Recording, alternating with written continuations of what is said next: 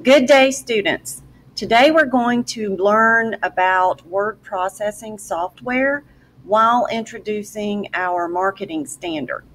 So to begin with, I'd like to give you a little overview of the Google Docs screen. This is our word processing software that we use in the Google Drive interface. So if you'll take a look at this screen, I've mentioned to you there's 4 ways to do just about everything in this software. You can go to the spelled out menus and find commands here, or you can use the toolbar at the top to do many of the commands.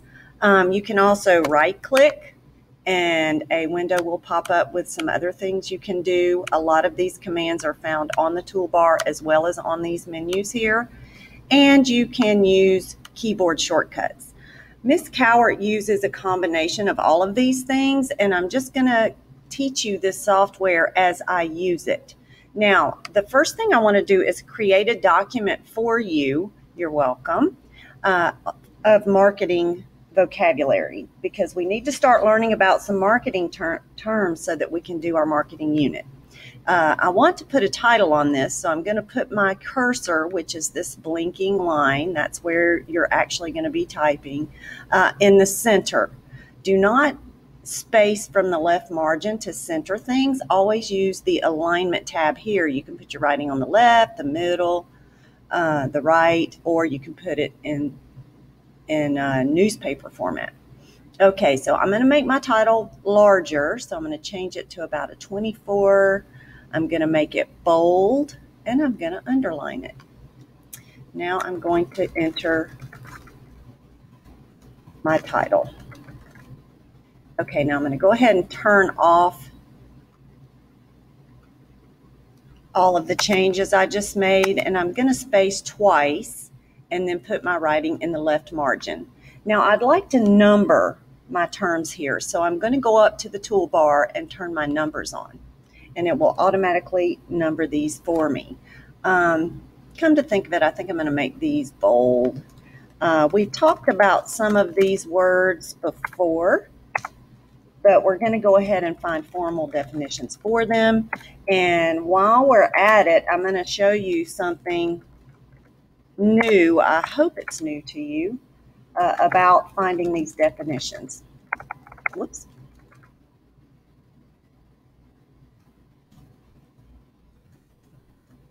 Now, you'll recognize this document as the one we looked at in class. I'm not making you create this. You're just going to be learning a new trick I'm going to show you about defining these words. Okay, not too many words there, only 6. So now I want to show you the trick. Now I know good and well I can right click right here and there'll be an option to define this word and it will give you a definition, but I don't want to use that today because I want to teach you something new. If you'll look down here in the lower right hand corner, there's a little doodah here with a star on it, and when you hover over it with your pointer, it says explore. Click on that and the internet window will open up right here in your document. Now this will be very handy for any papers you're doing or anything where you need to cite your source. We've talked about plagiarism, and you have to tell your reader where you get your information. So I want to show you an easy way to do that.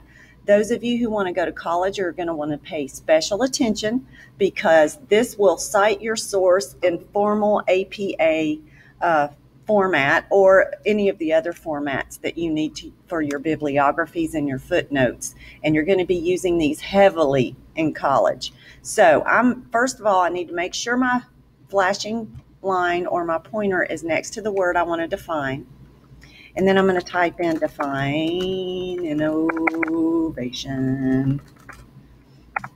and press enter. Now Merriam-Webster is a very good source, so I'm going to go ahead and click that. And a new window is going to open and it's going to define innovation for you. And as we talked about, innovation is the introduction of something new. So I'm going to highlight that with my pointer. And then I like to use keyboard shortcuts. So I'm going to click Control C. to copy that, or you could right click and copy it. And then I'm going to make sure my pointer is in the right place next to the dash in innovation, and I'm going to press Control V. No, that didn't work, so let's try paste. There we go. Now you'll notice my pointer is right there at the end of my definition. Perfect. So I'm going to hover over the source I used, and when I do that, a little box is going to come up with quotation marks on it, and I'm going to click on that quotation mark, and voila, it adds my footnote at the bottom of my screen. Magic, in the correct format. Now, if you want to know what format it's in, you can click on this hot dog menu here. This is in MLA format. You can also change it to APA format and Chicago format. If what I'm saying right now is Greek to you, don't worry about it. When you get older, you'll have college professors that want their footnotes in these certain formats, and Ms. Cowart has spent hours upon hours putting these footnotes together in the proper format. And here is an excellent automated way of doing it to save you so much time. So you are welcome. I want you to go ahead and access this document in the Google Classroom and copy and paste the other definitions for the other 5 terms on here. One note of caution, when you put on your numbers, if you accidentally put extra spaces in, it's going to put more numbers or it may mess up your numbering. All you have to do is either press undo, which is of course your best friend in all software. You can undo things you do. If you've ever highlighted a whole document and then accidentally deleted it and then thought you had to type it all over, no. Click the undo button and all of your stuff will come back. So I hope you learned some good tips here in Google Docs while learning your marketing vocabulary. And I hope you can get ready to do a fun project, marketing, innovation. Have a good day.